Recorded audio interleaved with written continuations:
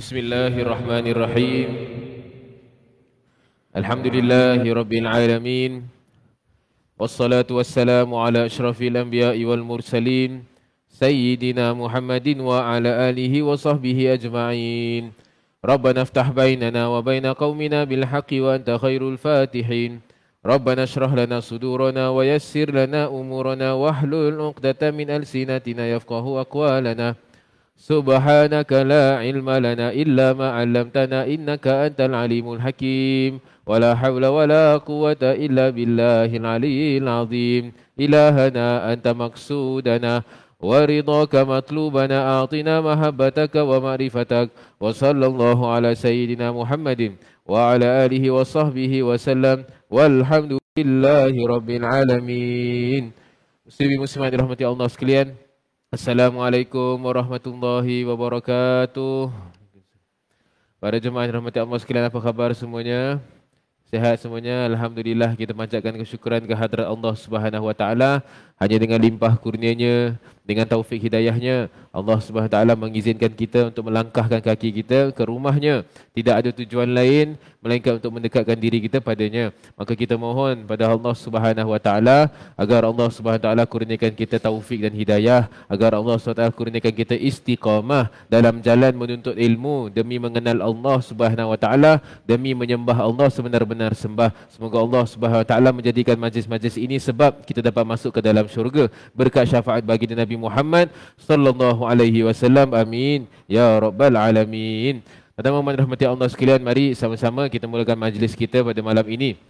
Setiap Senin lepas maghrib, sama kita niat iktikaf dahulu. Semoga keberadaan kita diberkati Allah. Bismillahirrahmanirrahim.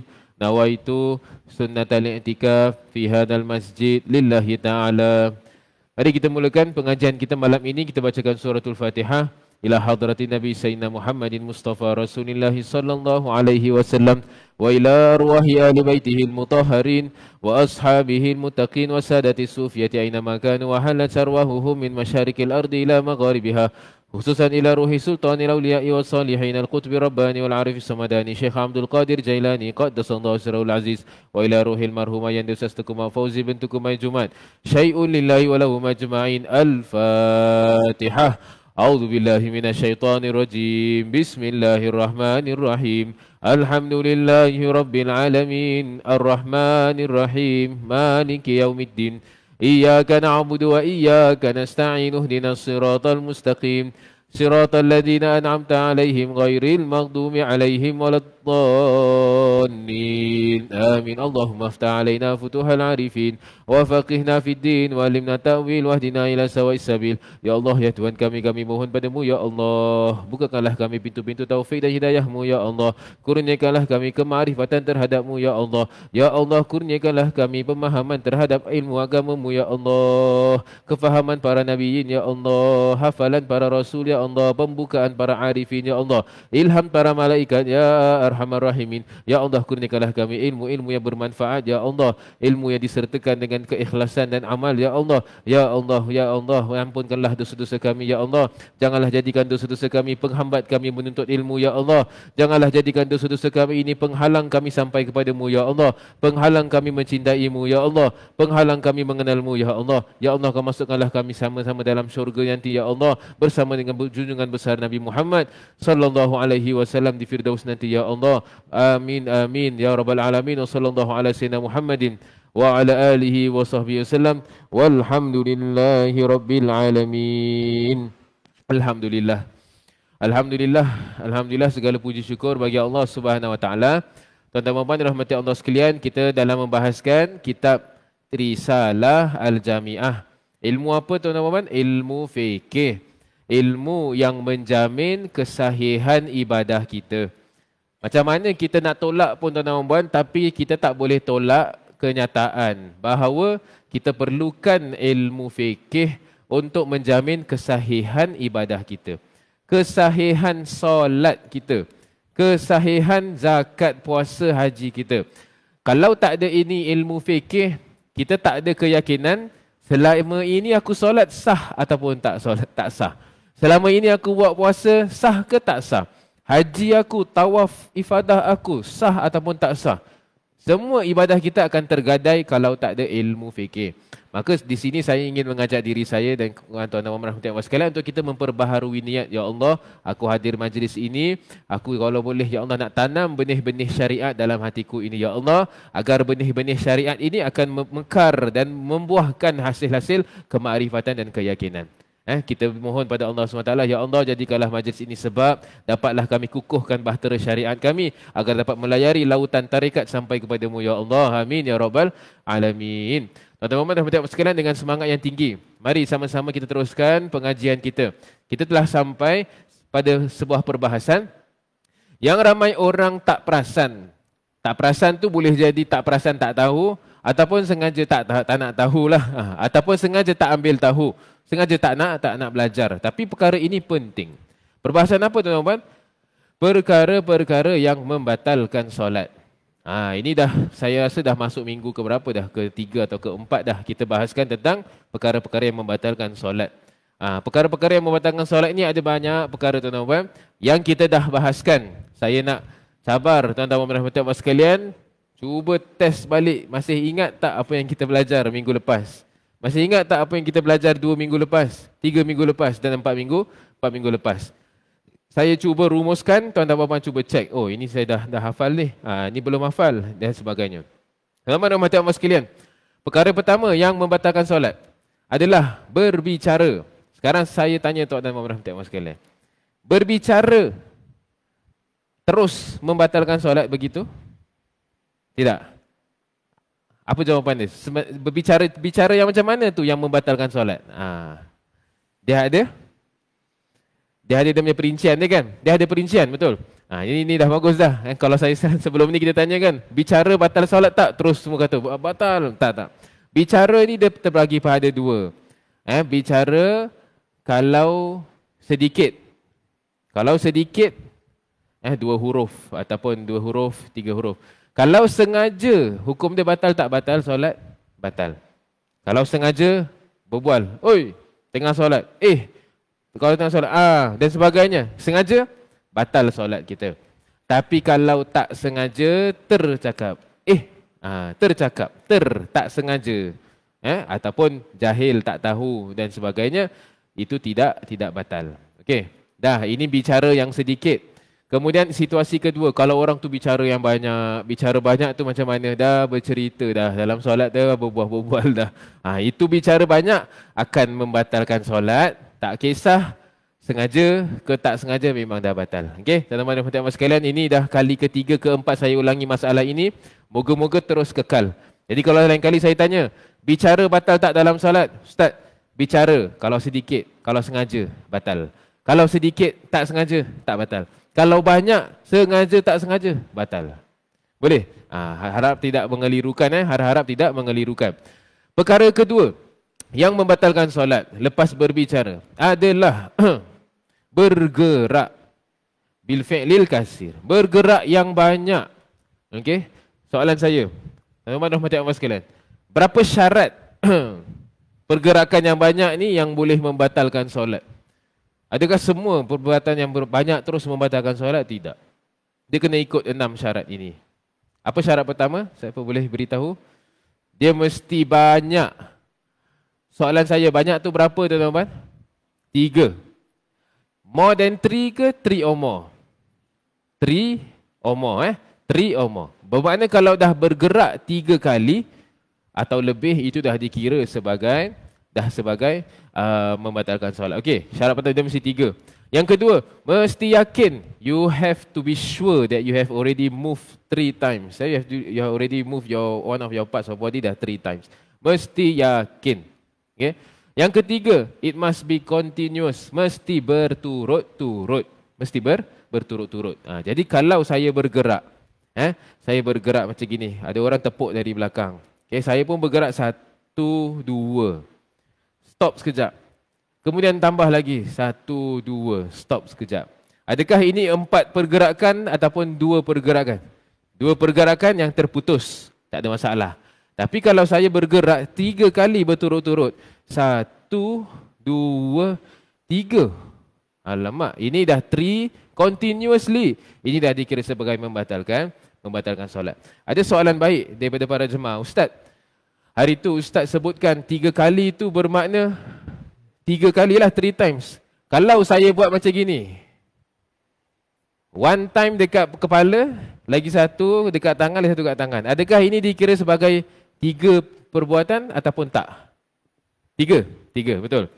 Sebab syarat dia bukan from one part, dia from different parts pun boleh. Daripada anggota yang berlainan pun boleh. Contoh, saya bergerak macam gini. Bila saya bergerak gini, 1, 2, 3. At the same time tau, dah dikira 3. Okay, so dia tak menjadi syarat mesti daripada anggota yang sama. Tidak. Dia mesti anggota yang berbeza-beza. Begitu teman-teman sekalian. Mesti banyak 3 times, 3 or more. Mesti yakin, you must be sure. Mesti continuously mutawali. Dia mesti daripada anggota yang besar, from your major parts of your body, not your minor parts of your body. So if we move our major parts of our body 3 times continuously, then that will be kita punya solat akan batal. But if we move our minor parts of the body, anggota yang kecil, yang ringan, itu tak membatalkan. Sekarang saya tanya para jemaah, ni semua kena check kena check hafalan. Berapa banyak anggota kecil dalam solat kita? Ada berapa? Ada 6. Boleh kita cuba ingat sama-sama. Anggota apa? Tuan-tuan. Jari ke tangan? Jari, our fingers.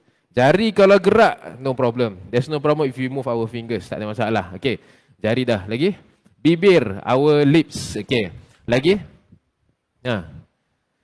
Kelopak mata, bulu mata. Kelopak mata. Kalau saya kelip-kelip banyak kali pun tak ada masalah. Lagi? Telinga. Ada orang boleh gerak-gerakkan telinga dia. Okey. Kemudian apa lagi teman-teman?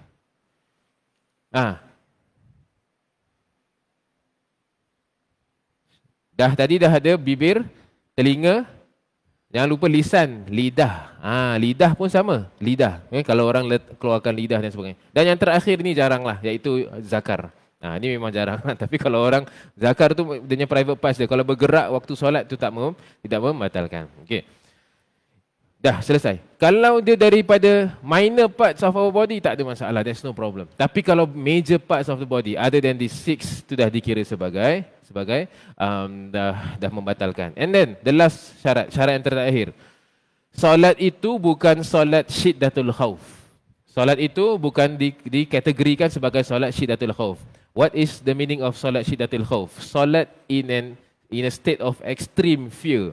Solat dalam keadaan takut yang amat sangat. Dia only apply to certain conditions. Number 1, during times of war. Bila orang itu sedang berperang. Bila, sampai tengok sekalian, syariat ini, sampai waktu perang pun tak boleh tinggalkan solat. Jadi waktu perang itu kalau terpaksa untuk ada musuh datang, dia boleh terus keluarkan pistol, keluarkan pedang ataupun boleh terus sambung solat. Continue doing solat while battling, while fighting dan sebagainya. Yang itu semua, bila dia berperang, waktu solat dah tak kira sebagai membatalkan solat. Itu dah nama solat syiddatul khauf. That is situation number 1. Situation number 2, bila saya tengah solat, tiba-tiba ada orang curi selipar saya. Ada orang curi selipar ataupun curi handphone. Curilah, someone snatch my selipar, my shoes ataupun my phone. Saya boleh kejar. I can chase. Saya boleh kejar. Teruskan solat dalam keadaan syiddatul khauf. Sambil, macam mana? Macam mana nak solat sambil macam tu? Sambil lari tu sambil baca Fatihah, kemudian takbir, Allahu Akbar. Tak payah gerak. You don't need to move like you are in solat. Boleh terus. Okay? Boleh tu. Itu solat syiddatul khauf. Apply ke tidak waktu zaman sekarang? Boleh jadi apply, boleh jadi tak apply. Tengok. Dia keadaan yang darurat. Perang tak ada. Kalau mungkin kita boleh kiaskan gempa bumi contohnya. Boleh juga, tak ada masalah. Kita boleh bergerak lebih daripada 3 kali untuk tangkap anak saya tu ataupun cucu saya, letak, kemudian saya sambung solat dan sebagainya. Boleh tak saya gunakan konsep syiddatul khauf? Konsep syiddatul khauf. Minggu lepas saya sebut jawapannya, saya tak tahu. Allah Subhanahu Wa Taala alam, saya akan rujuk pada guru. Lepas dah rujuk, lepas itu kita bincang. Guru tu firstly dia kata dia puji dulu soalan ini. Bagus. Soalan ini menunjukkan para jemaah dah faham konsepnya tu. When you ask this kind of questions, itu semua adalah simbol yang tuan-tuan dan puan dah faham konsep dia tu. Alhamdulillah, syukur. Syukur pada Allah SWT. Maknanya dah faham konsep. Bila dah faham konsep, akan timbul soalan-soalan macam gini. Soalan-soalan menarik. So, boleh ke tidak? Tuan Guru jawab balik, adakah dia punya darurat dia sama darurat seperti yang kita sebutkan? iaitu macam pergi perang ataupun orang mencuri untuk menjaga harta dan sebagainya. Adakah daruratnya sama level ataupun tidak? Itu kita tak boleh nak jawab, betul tak? Ada orang budak-budak main macam biasa, kalau dia jatuh sedikit tak ada masalah. Tapi kalau dia baby kecil dan sebagainya, kalau jatuh kena head injury dan sebagainya kan jadi masalah. So jadi dia punya situasi dia banyaklah. Tuan Guru kata daripada cik nak pakai konsep Syiddatul Khauf, ada sebuah lagi solusi jalan keluar. Jalan keluarnya adalah membatalkan solat terus. Batalkan solat hukumnya haram kalau tak ada keperluan. It is prohibited for us to just cancel our solat without any reason tau. Tengah solat macam biasa, tiba-tiba dah batalkan solat. Niyatul khuruj, tinggalkan macam itu. Kalau tak ada any reason, kalau tak ada apa-apa keperluan darurat, tak boleh kita terus nak batalkan terus. Tak boleh. But in this case, where kita nak selamatkan anak kita yang nak jatuh tu, tak payah Tuan Guru pendapat kita, pendapat Tuan Guru bila sebutkan tak perlu kita gunakan Syiddatul Khauf punya konsep. Kita boleh hanya batalkan solat sahaja. Mak seorang ibu tu can just cancel dia punya solat just to save his child from falling daripada dia punya katil dia lah. Jadi solusi untuk soalan cik adalah tak ada masalah untuk kita batalkan solat, kemudian kita just tarik macam itu dah. Okey. Daripada cik nak buat solat Syiddatul Khauf itu takut tak kena dari segi konsep dia. Kias dia mungkin tak kena. Kias ni, syarat kias ni dalam usul fiqh ilmu fatwa lah. Cik kalau nak gunakan kias, dia punya reason must be the same tau. Situation dia mesti sama level tau dia punya tu. Kalau tak boleh, dia tak dapat nak. Allah Subhanahu Wa Taala a'lam. Jadi tuan-tuan dan puan-puan sekalian, bagus, masya-Allah, kita syukur sangat-sangat bila kita dapat syarahkan begini, tuan-tuan dan puan dapat faham, kemudian timbul soalan-soalan seperti ini. Ini menunjukkan akal kita tengah syaghal, akal kita tengah working lah, tengah berjalan. Okey. Selesai. Perkara yang ketiga, kalau ada soalan beritahu, kalau ada any issues boleh. Yes.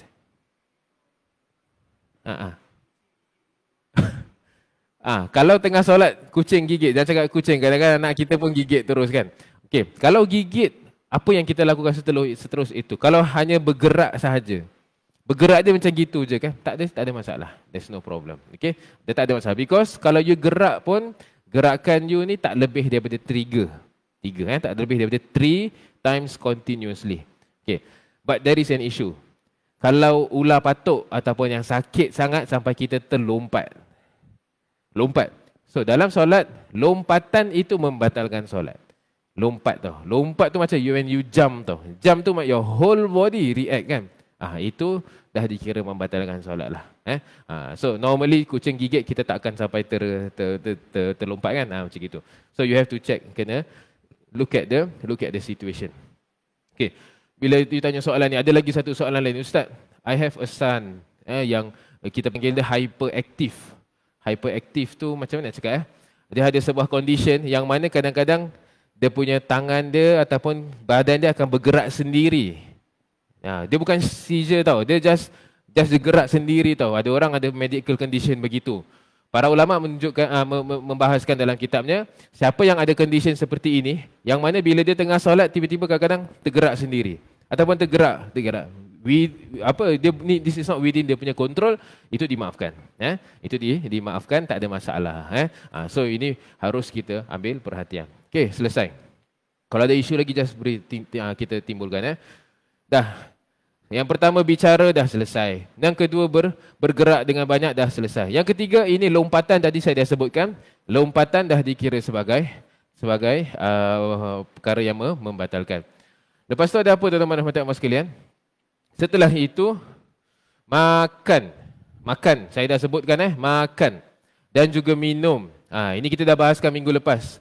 Tuan-tuan dan puan-puan sekalian, makan dan minum batal solat ataupun tidak tuan-tuan?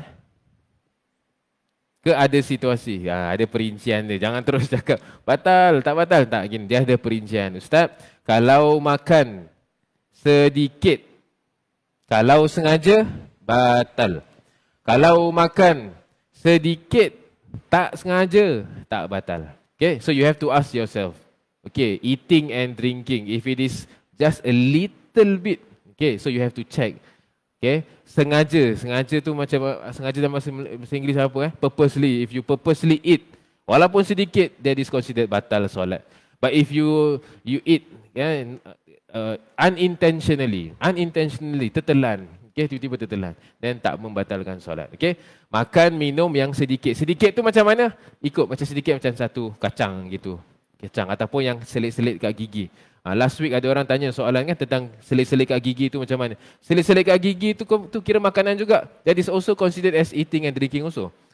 The parts leftover food yang kat dalam kita punya gigi itu semua dikira makan minum juga. Kalau sedikit sengaja batal. Sedikit tak sengaja tak batal. Okay. Kalau makan banyak, if you eat a lot tu, whether intentionally or unintentionally batal. Sengaja atau tak sengaja batal. Okey. Tuan-tuan dan puan-puan sekalian, saya nak ingatkan satu je. When learning fikih, bila belajar fikih, dia ada banyak situasi. You cannot universify your answer tu. Just generalize your answer. What is the ruling for this? Terus batal, tak batal. No. Kalau cara you macam gitu, you akan bawa kepada fitnah, bawa kepada confusion. Fikih ini jawapan dia selalu ada perincian. Gitu je. Mari kita train. Let's train our mind when we are asked about a ruling. Let's not just straight away say batal, tak batal, haram. No. There's an explanation. There is detail. Mesti ada detail. There is some situation that we have to see. Okay. Jadi tuan-tuan dan puan sekalian, macam gitu. Kalau saya tanya makan minum, tuan-tuan kena tengok kalau sikit dengan banyak. Yang sikit ada dua. Sengaja tak sengaja. Yang banyak tak kisah. Okay. Wallahu subhanahu wa ta'ala alam. Makan dan minum. Sekarang, now we move to a new part. Kita masuk kepada bahagian yang baru. Yang ini very very important. This one is very very important. Dan terbuka, telah berkata Tuan Pengarang, ini muka surat 32. Dan terbukanya aurat jika tidak segera ditutup.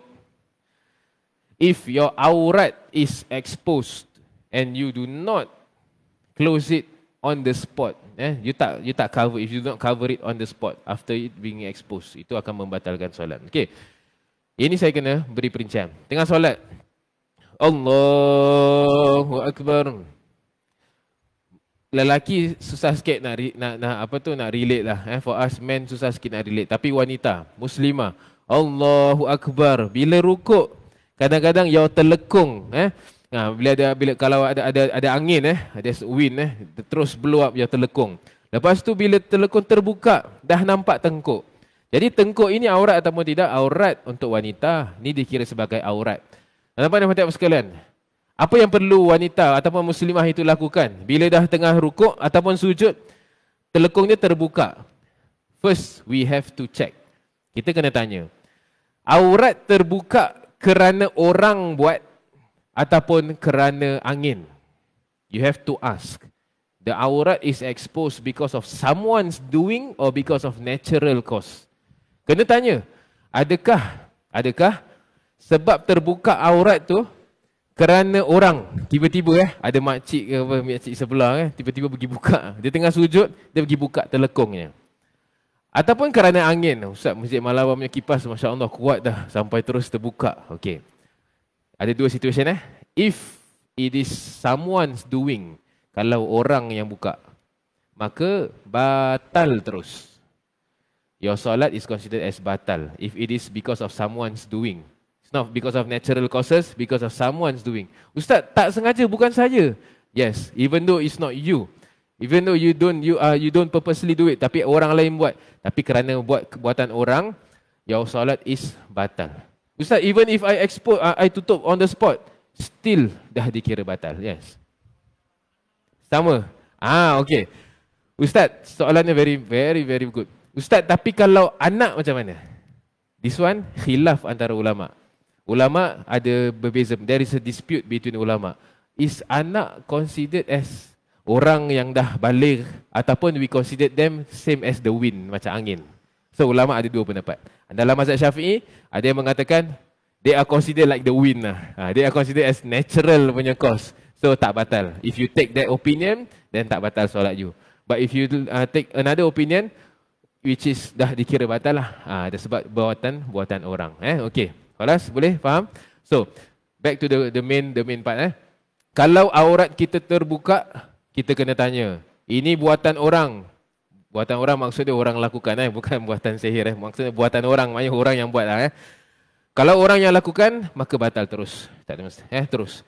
Okey, kalau kerana angin. If it is because of the wind, then hukum dia terbahagi pada dua. Kalau tuan ataupun puan, kalau puan terus tutup, on the spot tutup, terus dah dikira sebagai tidak batal. If you cover on the spot, the moment it is exposed, you on the spot you cover. Ustaz, what is the meaning of on the spot? On the spot means like tumakninah, subhanallah. Macam itu, 3 to 4 seconds ataupun 2 to 3 seconds. Okay. Kalaulah bila dah terbuka, saya terus tutup, tak batal solat. Tapi kalau dah saya dah tengah, Allahu Akbar, telekung semua dah terbuka kerana angin, kerana angin, saya pun tak buat apa-apa. Sami Allahu liman hamidah, tutup balik kan? Batal tak solat saya? Batal. This is considered batal. If you leave it, leave your aurah exposed more than subhanallah punya tumakninah punya duration, dah dikira sebagai batal. Jadi benda ni perlu kita ambil perhatian. Okay, this is one is for the muslimah. Untuk muslimin, ini sangat-sangat important. Macam mana kita syarah banyak-banyak sekalipun, kita akan tetap dapati waktu solat ramai yang terkena tapi dalam keadaan dia tak tahu. Dan ini harus kita touch on this part. Lelaki-lelaki yang pakai seluar, those of us who have pants on, and then we pakai t-shirt. Bila kita rukuk, tuan-tuan dan rahmati Allah sekalian, minta maaf, Allahu Akbar. Kadang-kadang our t-shirt will expose the aurat. And this part is considered as bawah pusat, is below our belly button. So it's considered as aurat. Ada orang kalau dah nampak pusat, nampak kulit je, tak nampak punggung, tak nampak line punggung tu. It's not because of line punggung, line bontot ataupun tidak. Itu that skin tu pun dah dikira sebagai aurat dah. So bila orang rukuk, Allahu Akbar, dah expose. Kerana perbuatan sendiri ke kerana angin? Is it because of us or because of the wind? Kita tahu. Jangan salahkan angin, kesian angin, tak apa-apa. Kita sendiri tuan-tuan, yang rukuk ini kerana perbuatan kita. Bermakna kita sendiri yang expose aurat kita, batal solat kita. Ustaz, even if I just cover on the spot, batal. Because it's not because of the wind, it's because of you. Ini bukan kerana angin yang buka, ini kita sendiri yang tak berhati-hati. So, the moral of the story, dia punya pelajaran dia adalah, number one, pakaian kita. Tu harus kita jagalah. Pakaian kita, lagi-lagi waktu solat. Tak apalah kalau kita bekerja dan sebagainya, tapi waktu solat tu kita harus pastikan waktu rukuk tu solat kita tidak tergadai. Lagi-lagi waktu sujud lah. Sujud is lagi lebih turun kan. Kadang-kadang lebih ternampak sampai nampak dia punya line punggungnya itu dah dikira sebagai aurat dah, aurat mughalazah. Itu harus kita perhatikan. Okey. Dah selesai, maka kesimpulan di sini, terbukanya aurat ada dua situasi. There are two situations. It's either by your doing or others punya doing, or it's either by the wind. Kalau kerana orang buat, terus batal. Kalau kerana angin, tengok. You tutup on the spot ke you tak tutup on the spot? Kalau you tutup on the spot, alhamdulillah, salat masih okey.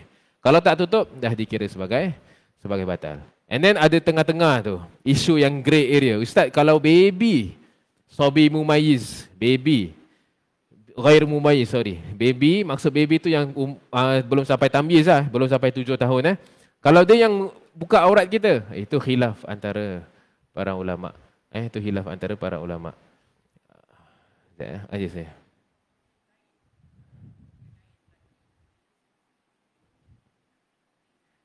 Kalau orang yang pakai kain pelikat, tuan-tuan dan puan-puan sekalian, orang yang pakai kain pelikat, bila dia sujud, kalau nampak betis, soalan yang pertama, adakah betis aurat? Betis bukan aurat, tapi kalau tak nampak, tak ada masalah. Tapi kalau sampai nampak belakang lutut kita ni, ada belakang tuan-tuan, kalau sampai nampak, itu dah dikira. Itu dah dikira sebagai, adakah itu dikira sebagai, itu tak dikira sebagai buka aurat. tak dikira sebagai buka aurat. Sebab maksud aurat tu apa yang ada di tepi dan di atas, bukan tengok daripada bawah. Aurat tak tengok dari bawah, tuan-tuan dan puan sekalian. Contoh, kalau sekarang saya pakai jubah, kan? Tuan-tuan tak tahu saya pakai seluar panjang ke seluar pendek, kan? Betul tak? Kalau daripada bawah nampak aurat, tak dikira sebagai membatalkan solat. It's not considered. Tapi sungguh pun begitu, haram bagi makmum belakang untuk melihatlah. Haram bagi makmum belakang untuk melihat auratnya, tapi tak membatalkan solatnya. Okey, tuan-tuan dan puan sekalian, tuan guru kita baru sampai, Habib Ahmad Magdi. Nanti kita, saya tak tahu macam mana kalau saya patut teruskan kelas ataupun tidak. Tuan guru kita daripada Mesir, dialah yang banyak berjasa, yang apa yang kita mengajar ni tuan-tuan, ini semua daripada dia lah. Jadi saya tak rasa saya boleh sambung lagi. Kita jemput tuan guru dulu ke depan, insya-Allah.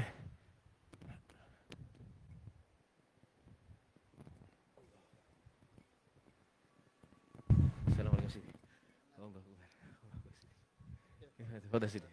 Fadhil sini. Fadhil sini. Fadhil sini. Allah sini. Allah.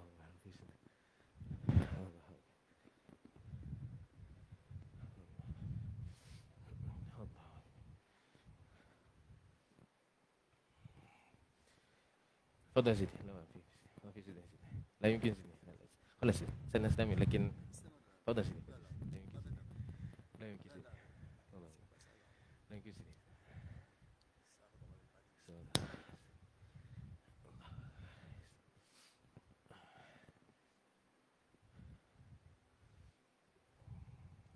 Macam mana tuan-tuan? Tak masih maaf muskilah sini. Tafadhal sini. Tidak maaf sini. Tafadhal. Tafadhal sini. Tafadhal sini. Tafadhal sini. Lagi sini. Hadis sini. Hadis sini. Hadis sini. Allah Akbar. Bismillahirrahmanirrahim. Alhamdulillah. Wassalatu wassalamu ala Rasulillah wa ala alihi wa sahbihi wa man walah. Amma ba'du. Pertama dan utama kali kita ucapkan syukur dan puji syukur pada Allah Subhanahu wa taala kerana majlis kita dimuliakan dengan kehadiran tuan guru kita dari Mesir, Al-Habib Ahmad bin Abdul Rahman Al-Makdi, dan beliaulah yang banyak berjasa. Beliau merupakan antara tenaga pengajar di Masjid Al-Azhar Asy-Syarif. Maka kita sampai waktu di Mesir waktu tahun 2015, beliaulah guru pertama yang selamatkan kita. Kalau tak, kita terus berada dalam lembah kejahilan. Habiblah yang ambil tangan kita, yang kata, San, apa ni kau belajar tak tentu arah. Kau datang ke Mesir, kau belajar tak tentu arah. Kau tak ada sistem pembelajaran. Sini, kau pegang, kau berada dalam bawah sistem aku. Sini, aku tarbiyah, aku pegang. Dan sejak daripada 2015 sampailah sekarang, alhamdulillah, kita bersyukur pada Allah Subhanahu Wa Taala. Tuan guru kita datang dari jauh, tinggal dari jauh tapi datang ke sini untuk untuk berikan manfaat pada kita semualah. Jadi mungkin shoya sini Allah insya-Allah sini. Hadir insya-Allah. Untuk hadir insya-Allah. Untuk menunaikan perintah, ikutkan adab tuan-tuan dan puan-puan sekalian, saya dah tak boleh berucap lagi. Tapi tuan guru kita perintahkan untuk teruskan pengajian. Maka di sini kita belajar intisalul amr khairu min sulukil adab fanastajinukum sini. Menunaikan perintah itu lebih terutama daripada beradab. Maka tuan-tuan dan puan-puan sekalian, kita sambung sedikitlah Dah nak isyak jugalah. Saya minta maaf tuan-tuan, gementar, memang seramlah, memang takut. Tuan-tuan dan puan-puan sekalian, tadi kita sebut tentang min mubtilatis salah inkishaful aurah, laulam yustar halan. Kalaulah seseorang itu bila solat, bila terbuka auratnya, kita rumuskan in kana bi fi'li ghairihi, selain daripada ghairur rih dan sebagainya. Kalau bukan angin seperti orang biasa, maka terus batal solatnya.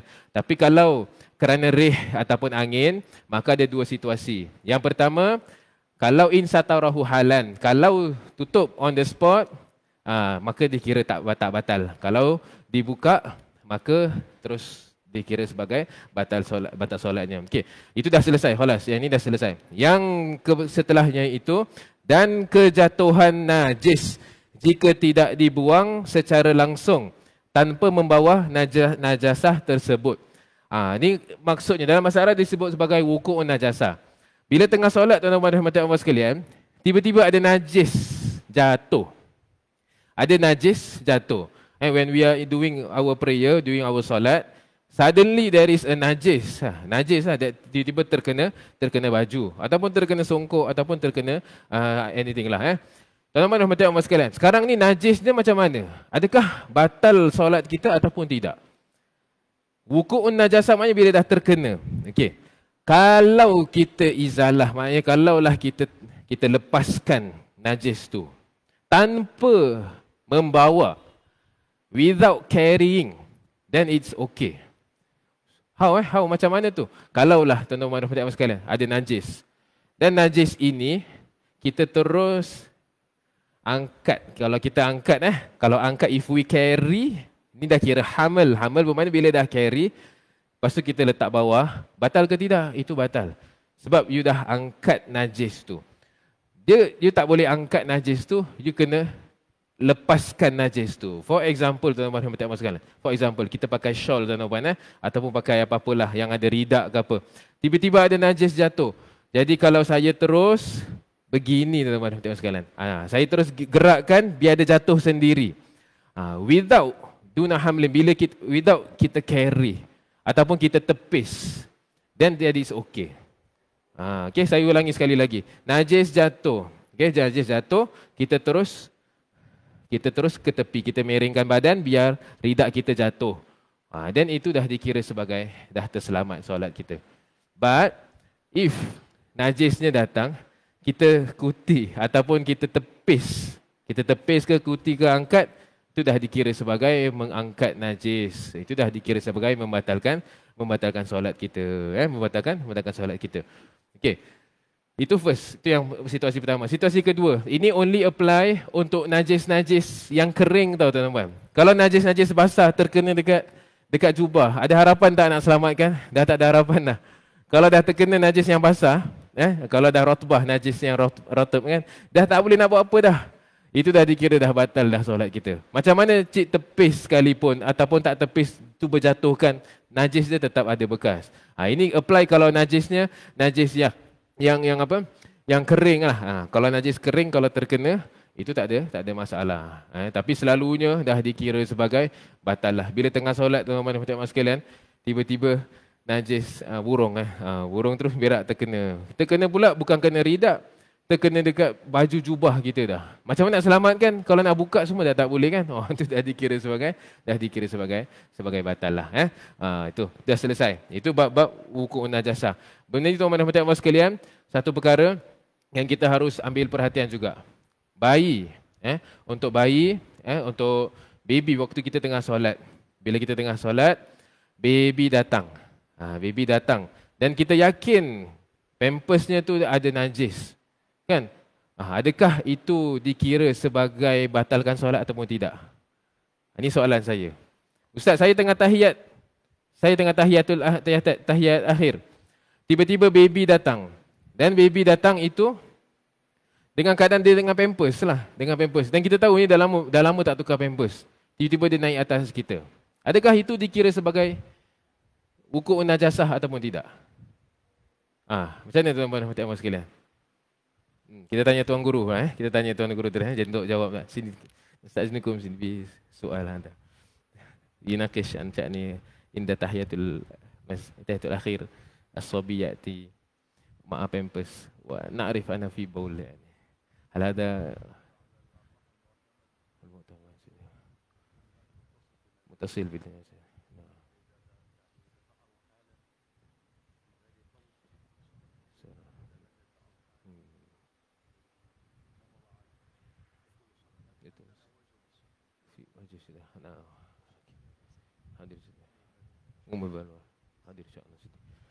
Itu amat rahmati Allah sekalian. Kalaulah ini sebuah masalah yang sangat penting, sangat-sangat penting. Bila kita dengar tahiyat akhir itu, tiba-tiba baby datang, bayi datang. Bayi itu datang, kita tahu yakin yang pampers dalam tak tukar, mesti ada kencing, mesti ada buang air, belum ataupun ada najis dan sebagainya. Bila dia terus naik atas kita, itu dah maknanya kita dah terkena najis, tuan-tuan. Dah terkena najis. Dah nama itisal bin najasah, bermakna dah bersambungan dengan najis, dah connected dengan najis. Jadi hukumnya in dafa'ahu halan. Kalaulah kita ketepikan, kalau baby dah naik kan, kita terus ketepikan sedikit. Ketepikan. On the spot kita ketepikan. Itu tidak ada masalah. Tapi kalau dia dah sampai naik ke atas kita semua kan, sampai kita nak kena angkat ketepikan, muktamad mazhab Syafi'i, pendapat yang terkuat dalam mazhab Syafi'i, dah dikira sebagai batal solat. Dah dikira sebagai batal solat. Ustaz, susahnya macam mana ni Ustaz? Dah susah dah. Selalu memang kita time tahiyat mesti baby datang. Di sini tuan-tuan dan puan-puan sekalian, ada rahmatnya. Dalam mazhab Syafi'i sendiri, ada pendapat yang kedua. Okay, this one we have to pay attention on this part. Okay, if our baby tiba-tiba datang kat kita, we know that our baby pampers still full. Okay, in the muktamad mazhab Syafi'i, okay, we have to ketepikan, tepis, put aside, on the spot kena terus tolak sedikit. Tapi if we carry ataupun dia dah sampai dah connected dengan kita semua, dah dikira sebagai batal. It's considered as already batal. But there is a second opinion in mazhab Syafi'i. Ada pendapat kedua. Pendapat kedua ni juga dikira sebagai yang kuat lah. Pendapat yang kuat mengatakan tidak batal kerana dah umumul balwa. Dah dikira sebagai dah darurat lah, dah susah. Sebab every time Ustaz, every time saya solat, time tahiyat ni mesti baby aku naik ke atas ataupun naik time ke peha dan sebagainya. Dan memang ada najis dan sebagainya, maka muktamad mengatakan ada wajah, ada pendapat yang kedua mengatakan tidak batal, tidak ada masalah. Begitu tuan-tuan dan rahmati Allah sekalian. Habib Hussein. Habib Hussein bin Tahir. Jadi begitulah, ada sebahagian ulama Al-Azhar yang menuliskan mengenai hukum-hukum beginilah yang kita sebutkan, kalaulah terkena najis dan sebagainya, apakah hukum dia, macam mana caranya lah. Tuan-tuan dirahmati Allah sekalian, begitulah sedikit sebanyak tentang mubtilatus solah yang kita dah belajar, iaitu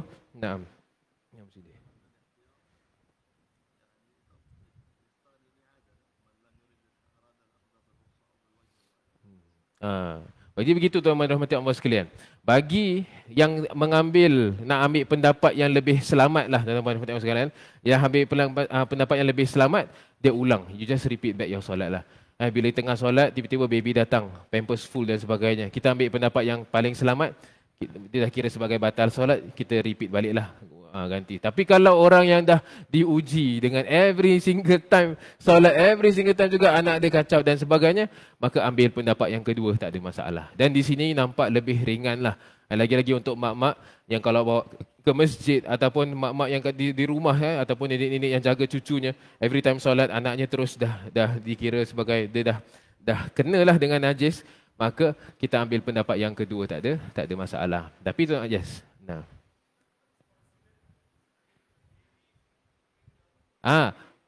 Okay. Yeah, very good question. So, what is considered as najis? Najis tu is either number one, dia punya kencing dia, air kencing dia, or number two, dia punya buang air besarnya, taiknya, ataupun muntahnya. So, what is the definition of muntah? Vomit. Vomit is from the inside of your stomach ataupun is from the chest lah. That is vomit. But anything that comes from the mouth only, itu air liur. This is just saliva, is not considered as najis. Or kahak from the brain, kahak from the nose, hingus. So hingus, saliva are not considered as najis. Najis is only your vomit. Macam nak tahu vomit? How do you know whether it's vomit? It comes from inside lah, from the ma'idah, which is from the stomach.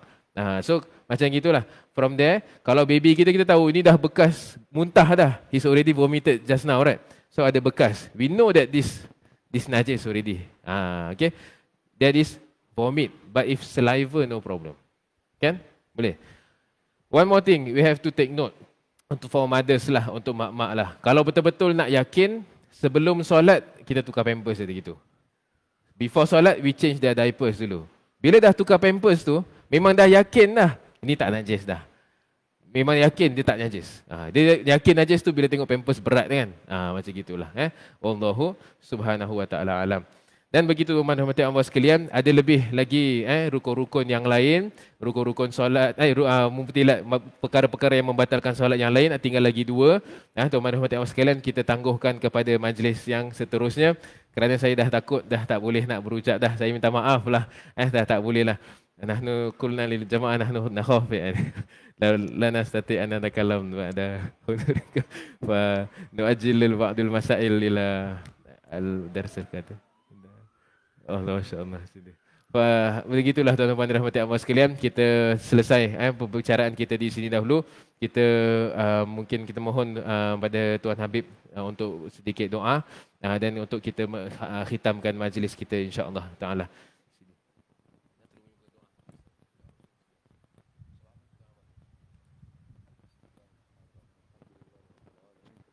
اللهم صل وسلم وبارك وكرم على سيدنا محمد وعلى آل سيدنا محمد. اللهم صل وسلم وبارك على سيدنا محمد مفتاح باب رحمة الله عدد ما في علم الله صلاة وسلاما دائمين بدوام ملك الله. ربنا تقبل منا إنك أنت السميع العليم وتب علينا إنك أنت التواب الرحيم. ربنا آتنا في الدنيا حسنة وفي الآخرة حسنة وقنا عذاب النار. ربنا لا تزغ قلوبنا بعد إذ هديتنا وهب لنا من لدنك رحمة إنك أنت الوهاب. ربنا هب لنا من أزواجنا وذرياتنا قرة أعين واجعلنا للمتقين إماما. ربنا لا تؤاخذنا إن نسينا أو أخطأنا ربنا ولا تحمل علينا إصرا كما حملته على الذين من قبلنا. ربنا ولا تحملنا ما لا طاقة لنا به واعف عنا واغفر لنا وارحمنا أنت مولانا فانصرنا على القوم الكافرين. افتح علينا وعلى طلبة العلم الشريف فتوح العارفين. فقهنا وإياهم في الدين وعلمنا وإياهم التأويل. أنقلنا وإياهم من ذل المعصية إلى عز الطاعة ومن كل حالة دنيئة إلى كل حالة مرضية. واغفر لنا الذنوب واستر لنا عيوب واكشف لنا الكروب وتب علينا لنتوب وسهل لنا المطلوب بجاه الحبيب المحبوب صلى الله عليه وآله وصحبه وسلم. سر الفاتحة.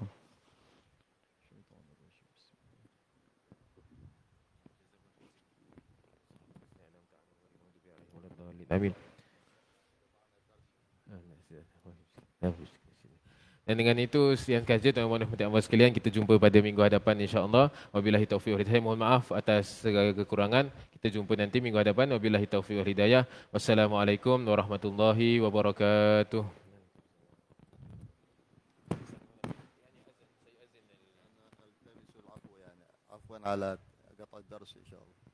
Tuan Habib, mohon maaf sebab telah memotong kelas tapi tak memotong, bahkan memberikan keberkatan. Bal yani syariful majlis masya-Allah. Baik, sekian.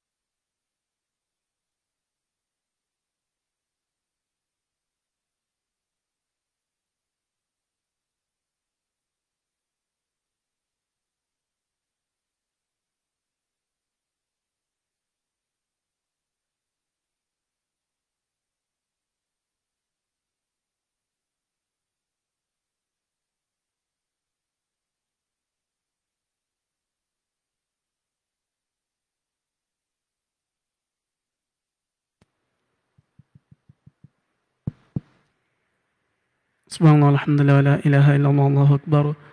اللهم صل على سيدنا محمد وعلى آل سيدنا محمد.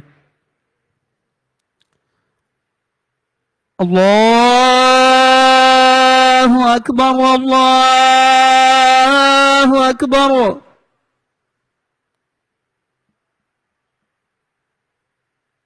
الله أكبر الله